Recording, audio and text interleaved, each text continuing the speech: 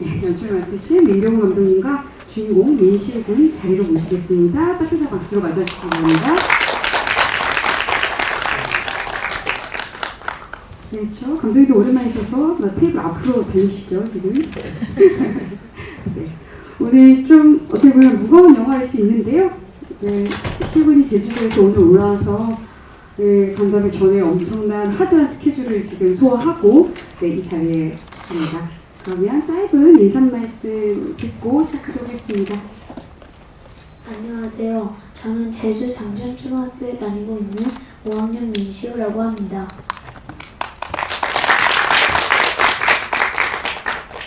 네, 저는 시우 아빠 민병훈 감독입니다. 반갑습니다.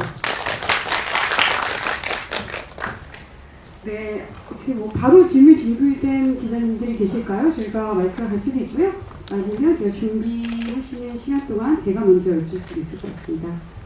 그러면 우리 민시우님께 먼저 여쭤볼게요. 부산영화제에서 상영하고 나서 이렇게 기자님들이 영화를 보셨다고 하는 이 자리는 조금 또 느낌이 다를 것 같은데 기분이 어떠세요?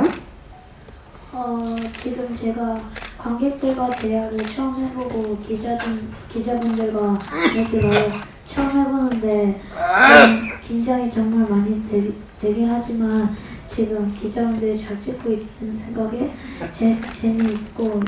재미있고 잘 찍어주시면 감사하겠고 제가 말도 잘 하겠습니다. 감사합니다.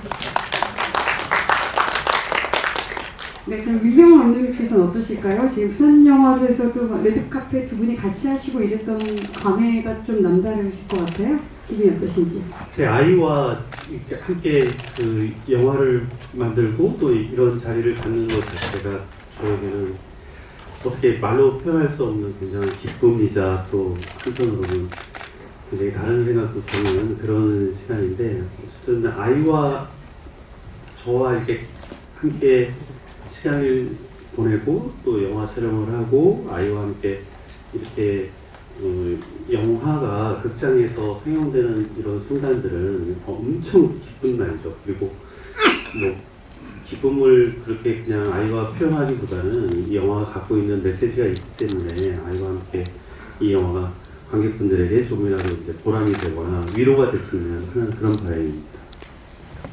네, 오늘 좀 예언을 마치죠. 제가 또 하나 더 질문 드리겠습니다. 감독님 원래 일상에 늘 촬영하신다고 기록하신다고 얘기 들었어요. 그래서 약속도 그러셨다고. 그런데 이 작품이 영화로 만든다라고 생각했던 어떤 결정적 계기가 있으실까 싶어요. 제주에서 아이와 엄마와 이제 함께 보낸 시간들이 있었는데 그때마다 제가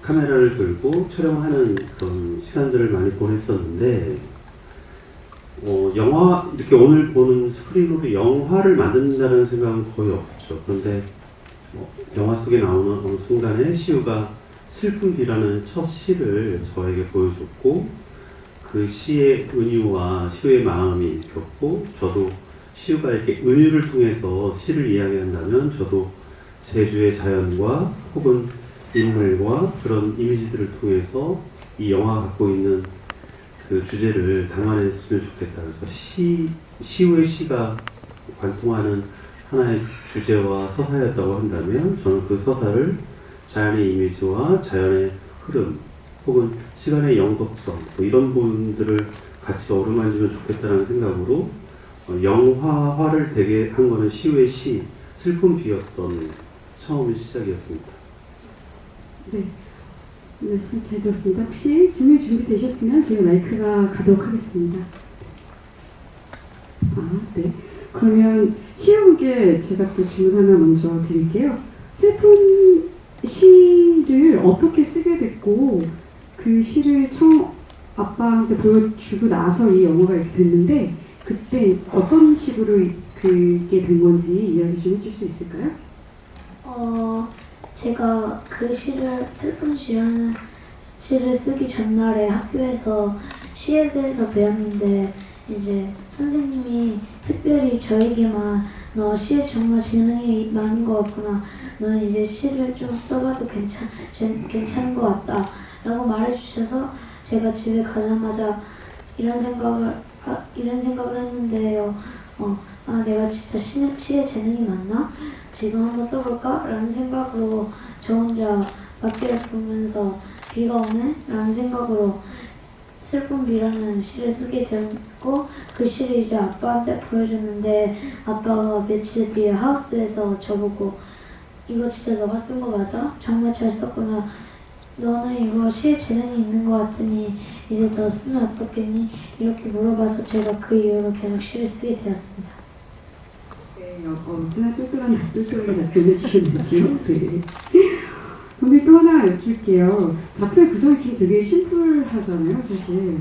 처음부터 이런 형식을 구상을 하셨는지 아니면 후에 이렇게 구성이 되었는지 좀 궁금해요. 네. 그래서 부자의 일상, 침대에서의 밤기도, 자연 속에서의 감독님, 거기에 얹혀지는 시 나레이션, 이런 되게 심플하고 임팩트 있는 구성인데 감독님 구성을 어떻게 하게 되셨는지 궁금합니다.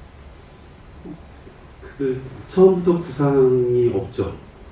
다큐멘터리니까 우선 저와 아이를 갖는 것 자체가 그 결정하는 시기가 굉장히 힘들었던 것 같아요. 왜냐하면 저의 모습과 아이의 모습, 특히 그 침대에서 벌어지는 그런 내밀한 이야기들을 담는 것 자체가 어렵죠.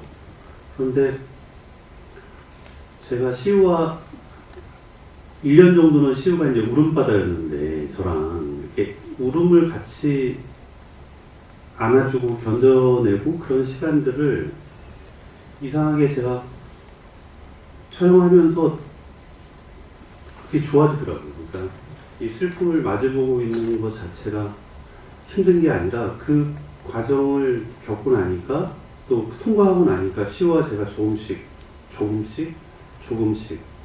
그리고 몸으로 하는 제가 안아주는 것 혹은 같이 오는 것 뭐 이런 부분들이 우리 영화의 굉장히 중요한 부분이었다고 생각을 하고 그때까지는 영화를 만들 생각이 없었죠. 그냥 저는 촬영하는 하나의 행위를 했었던 건데 이후에 조금 전에 말씀드렸다시피 시우가 어느 순간 시를 쓰기 시작했고 그 시의 뼈대와 형태가 시우가 은유를 통해서 시를 이야기했듯이 저도 엄마에 대한 생각, 아이에 대한 생각을 제주의 자연과 제 특유의 이미지를 통해서 이야기할 수 있다는 결심을 하게 돼서 그때부터 이제 편집을 만지기 시작하면서 이제 촬영을 하기 시작했습니다. 그래서 3년의 과정을 촬영을 했는데 영화에서는 1년 정도가 집중적으로 나오고 앞뒤에 있는 걸 좀 붙이긴 했는데 그렇게 돼서 이제 영화가 시작이 된 거죠. 저 시우군한테 물어보고 싶은데 영화 어땠어요? 영화 보셨을 거 아닙니까? 일단 저는 제가 일상을 기록하고 그런 영화니까 저는 제가 본 영화니까 정말 마음에 들고 재미있었고 다른 사람이 보기에는 저처럼 슬픈 사연이 있는 사람에게 치유가 될 수 있고 위로가 되고 공감이 될 수 있는 영화라고 생각합니다. 진짜 말을 너무 잘하네요. 그 초등학교 5학년 그 멘트가 아닌 것 같아요. 근데 그 시도 그렇지만 이 영화의 백미는 시우가 쓴 그 시가 이렇게 조금씩 성장해 가는 과정에 극복해 나가는 과정 속에서 어떤 그 좀 뭐 초등학생이라고 믿기 힘든 그런 통찰력을 이 시에다가 얹어내는 거라고 이제 그것이 이 작품의 백미라고 생각합니다. 근데 그런 것들을 이제 사실은 이제 아빠 입장에서는 자기 아들이 누구나 다 천재로 보이잖아요. 그래서 이게 내 눈에만 내가 이 시가 훌륭한 건지 아니면 진짜 다른 사람들한테 들려주고 싶었던 그런 마음이 있었던 건지 그러니까 이 이야기 자체에 대한 그 감독으로서 내 자신에게 우리 가족에게 카메라를 들이대야겠다라고 어떤 생각하게 되는 이거는 결국은 대단한 그 결심이라고 생각하거든요. 그런데 그런 상황에서의 그 뭐랄까 심리적 베이스랄까 여러 가지 생각이 드셨을 텐데 이 두 부자를 이 영화의 대상으로 삼겠다라고 생각하신 것 그 계기를 여쭤본다기보다 그 과정이 좀 궁금하고 또 이 영화를 만드는 과정이 그 감독님과 그 CU에게 어떤 의미였는지 굉장히 그 두 분 다 이 영화를 만들어 가면서 상당히 많은 도움을 받으셨을 것 같다는 생각이 들어요. 그런 것들이 막 영화 속에서 느껴지는데 그것도 관객들한테 고스란히 에너지가 전달이 될 거라고 생각합니다.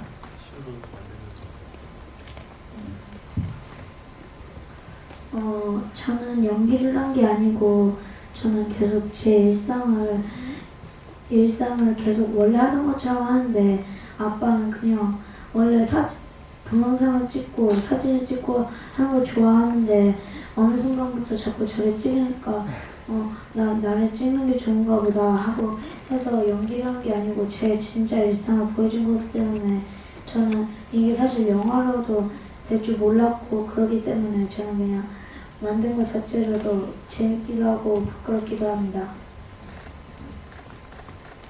저는 어렵죠. 그러니까 이렇게 아이와 저의 내밀한 일기를 내놓는 것 자체가 정말 힘들죠. 근데 어느 순간 제가 시우와 저의 이야기가 물론 특별하죠. 근데 저 말고도 대부분의 모든 사람들은 이런 죽음이라는 것 혹은 헤어짐이라는 것을 누구나 다 겪을 거라고 생각을 합니다. 그래서 우리 이야기가 특별하지만 굉장히 보편적인 이야기고 공감을 할 수 있는 이야기라고 봤을 때 우리 부자가 그런 어떤 슬픔을 견뎌내는 것이 아니라 슬픔을 마주보고 대화하고 또 그 과정을 애도하고 그걸 일기로 쓰고 이렇게 통과하면서 이런 부분들이 그러니까 대부분의 모든 가정들 안에 가족들 안에 이런 일들이 있기 때문에 우리 이야기가 어떻게 보면 공감과 위로가 될 수 있는 한 부분이 되지 않을까? 또 이 시대에 조금은 우리 이야기지만 당신들의 이야기, 나의 이야기가 될 수 있는 그런 생각으로 봤을 때 편집이 굉장히 오래 걸렸지만 또 저 역시 마주보기가 굉장히 힘들었지만 그 시간을 통과하는 그 시간들이 지금 또 이 순간에 앉아있는 이런 시간들이 우리 아이에게 또 저에게 또 여러분들에게도 함께 공감을 위로를 나눌 수 있는 그런 시간이라는 생각이 들어서 이 영화를 만들게 됐죠. 이거를 이제 보면 영상을 보면 감독님이 이제 아들을 찍는 그런 장면도 있고 또 두 분이 같이 나오는 부분도 있고 또 감독님 혼자 나오기도 하고요. 그것을 제가 보기에는 뭐 어떤 카메라를 딴 데 이렇게 고정을 해놨든지 아니면 또 제3자가 찍은 것 같기도 한데 어떻게 촬영을 하셨는지 좀 설명해 주셨으면 좋겠고요. 그리고 이렇게 보다 보면 이렇게 카메라가 뒤로 돌아가는 장면이 몇 번 나왔는데 이렇게 오루가 이렇게 뒤로 뛰기도 하고 감독님 본인도 썰매를 타다 뒤로 가기도 하고 어떤 마음으로 또 그런 장면을 넣으셨는지도 좀 설명해 주시면 감사하겠습니다. 영화를 제가 좋아하니까 영화를 찍겠지만 진정으로 제가 영화를 좋아한다면 저는 자유인이어야 된다고 생각을 했고 그 자유인이라는 정의는 독립영화라는 정의는 다른 것이 아니라 자본으로부터 완벽한 독립이 되어야 된다고 생각을 했습니다. 그래서 저는 시나리오를 쓰거나 뭐 할 때 어떤 투자를 받거나 그러지 않고 그냥 오롯이 제가 할 수 있는 힘을 다해서 찍다 보니 전문 스텝을 거치지 않고 제가 찍고 있는 작품 자체가 사실 모든 게 한계이긴 합니다. 그럼에도 불구하고 제가 쓸 수 있는 시나리오, 제가 할 수 있는 촬영, 제가 할 수 있는 연출이라고 한다면 그 누구도 가보지 않았던 그런 곳에 가서 열심히 기록하고 촬영을 하는 것이 저의 임무라고 생각을 했고 그 임무의 과정 중에 하나가 약속이었습니다. 약속을 혼자 했죠. 그리고 어쩌다가 제주에 내려오는 우리 이상훈 감독이 있으면 상훈이가 옆에서 촬영을 해주긴 했지만 거의 모든 장면은 제가 제 스스로 촬영을 하고 제 스스로 거두는 거죠. 뭐 그런 장면들을 제가 초반에 친절하게 아마 인서트 장면으로 넣었던 것 같습니다.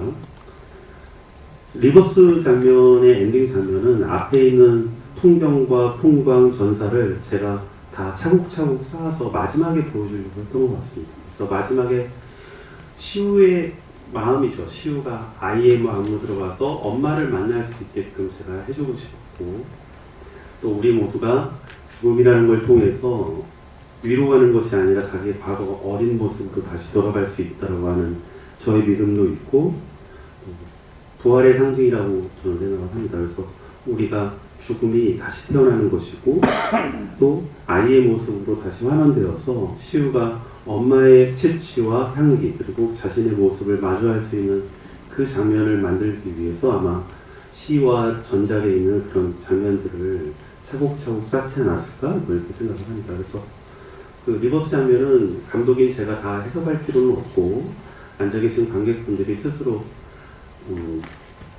감상하고 느낄 수 있는 것만큼 느껴주신다면 이 영화 약속의 주제가 표현되지 않을까 이렇게 생각을 해서 다큐멘터리로서는 잘 하지 않는 수법이지만 저는 극영화 감독이기도 하기 때문에 영화적인 구성을 그렇게 설계해서 내놓은 작품이 약속입니다. 그 안우민 선생님 저 시호군하고 같이 만나러 갔을 때 그때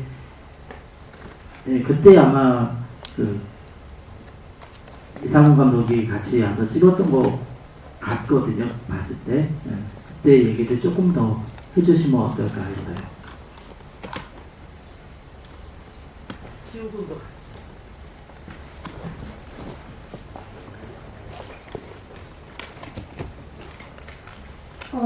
저는 엄마가 일찍 돌아가셔서 정확히 기억이 많이 나진 않지만 그 장면도 기억이 안 나기는 한데 엄마를 소개하자면 일단 저를 많이 많이 진짜 진심으로 사랑해 주시고 저를 잘 키워주시고 저를 한 번도 혼내주신 적이 없는 그게 저희 엄마입니다.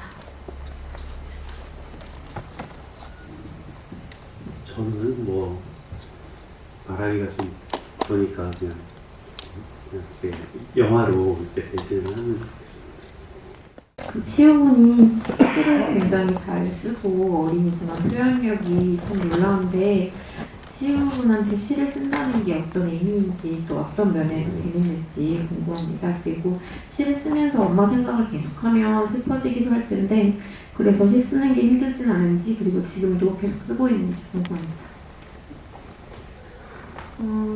일단 시를 쓰는 이유는 엄마한테 이 시를 들려주고 엄마가 기분이 좋아하는 걸 생각하니까 저도 기분이 좋아지고 엄마에 대한 그리움을 좀 더 깎기 위해서 그 다음에 엄마의 기억을 더 자세하게 해서 엄마를 생각하면 더 기분이 좋아져서 그래서 시를 쓰고요.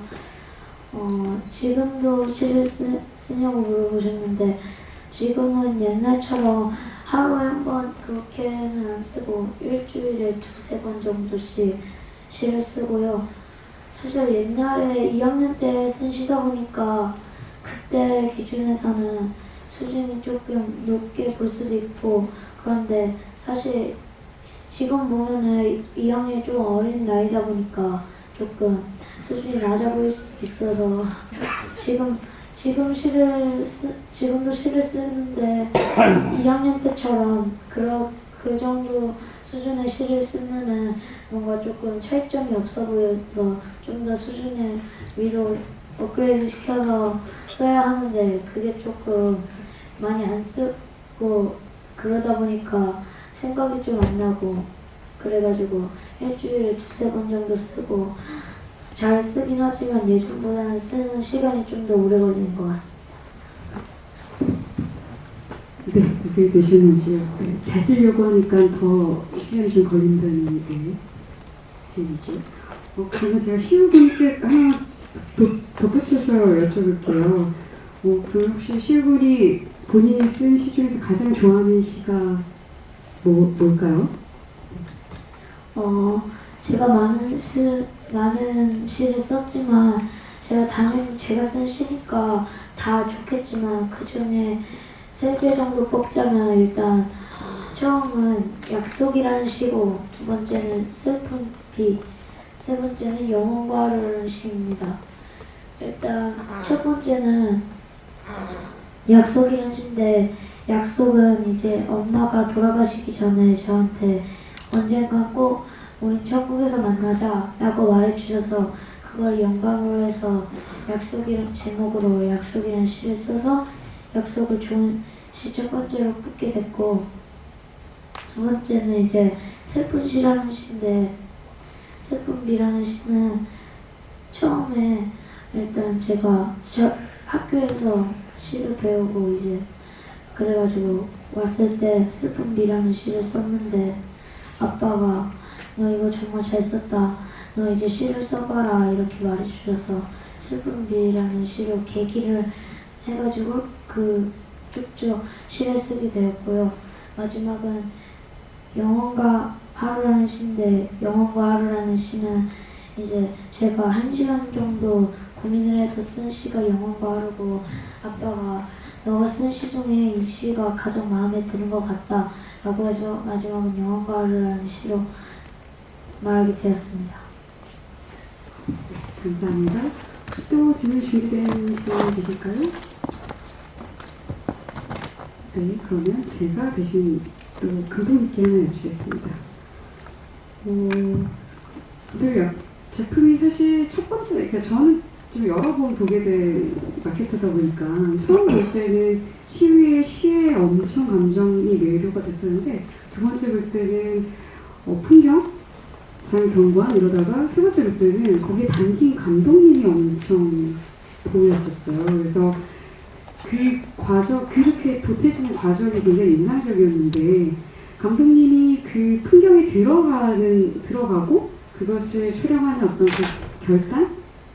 그런 건 어떻게 구상을 하셨고, 그게 어떻게 받아들여지길 원하셨는지, 관객들이 그 장면을 어떻게 느껴지길 바라셨을 것 같은데, 그 이야기 좀 들려주시면 좋을 것 같습니다. 제가 주로 혼자 있는 장면들이나 이런 부분들이 자연 안에서 있는데, 바다, 눈, 숲 이렇게 큰 세 장면들인데, 이 안에서 제가 도심에 살 때는 비가 내리며 우산을 썼는데, 제주에 살면서 우산이라는 걸 내가 왜 쓰지? 이렇게 생각을 했어요. 바다에 갔는데 저도 신발에 바닷물을 적시기 싫어서 이렇게 했다가 어느 날 내가 이걸 신발을 왜 내가 피하지? 뭐 이런 생각이 드는 거죠. 그래서 바닷물에 몸을 담그기 시작했고, 눈을 막기 시작했고, 또 그런 자연 안으로 들어갔을 때 약간 새로 태어나는 느낌을 받았어요. 그래서 그 1cm의 차이가 1m의 차이가 엄청 크다라는 걸 알았는데, 제가 그 안으로 들어가 있었을 때 무언가 새로 마음이 열리는 그런 느낌을 받았는데, 이게 우리 영화 안에 살며시 포함되기를 바랬죠. 이것 역시도 제가 서 있는 장면들이나 자연 안에 있는 견디는 장면들이 우리 약속의 주제를 관통할 수 있다고 생각이 들었고, 또 그렇게 귀 기울이는 순간들 안에서 같이 공감하는 시간들, 뭐 이런 부분들이 우리 영화의 시와 함께 나오는 이야기이기 때문에, 물론 기저에는 슬픔이라는 전제가 있죠.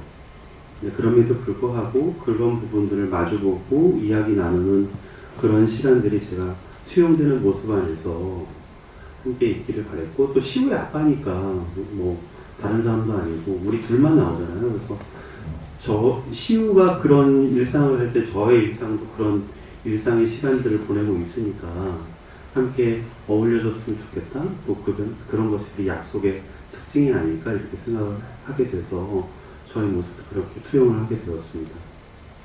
네, 대단히 감사드립니다. 저희가 약간 시간 관계상 거의 마지막 질문이 될 것 같나요, 혹시? 네.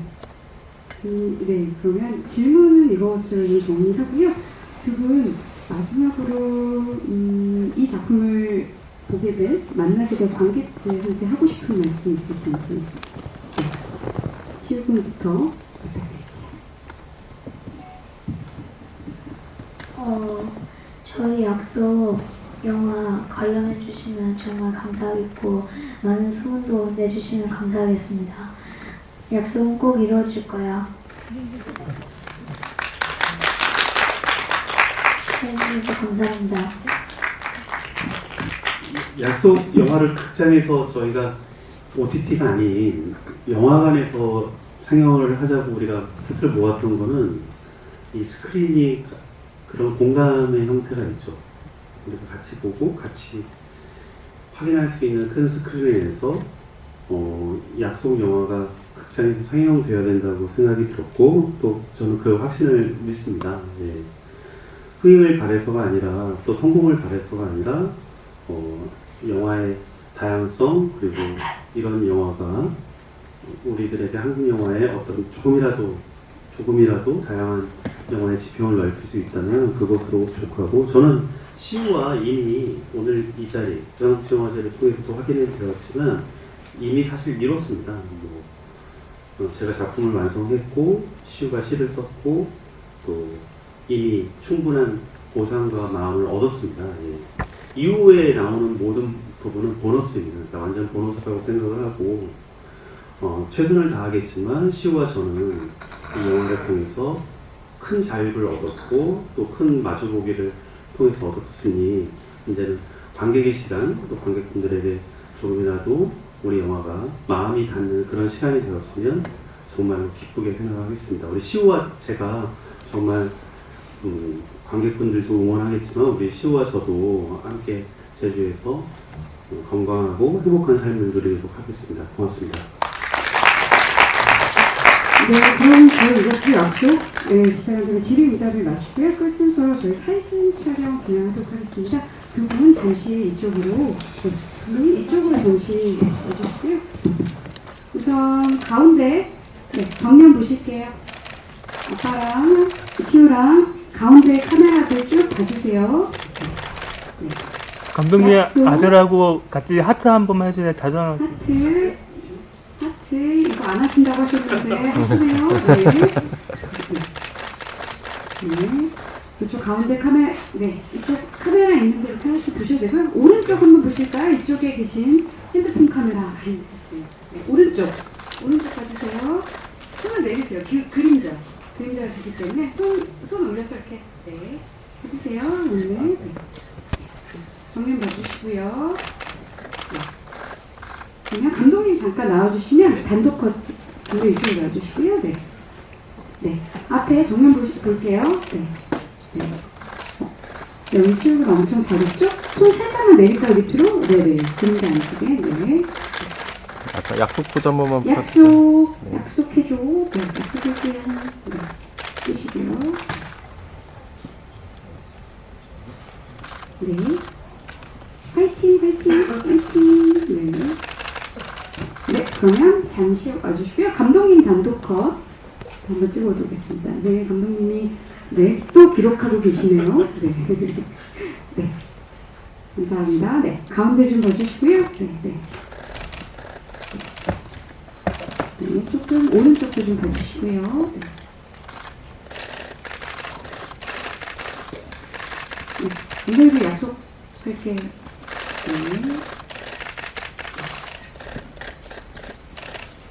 네. 되시는지요? 네, 감사합니다. 끝까지 나와주셔서 감사드립니다. 고맙습니다. 하나, 둘, 셋, 인사. 감사합니다.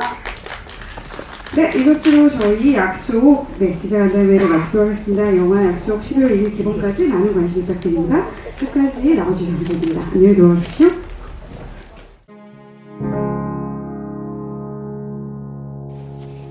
아니야.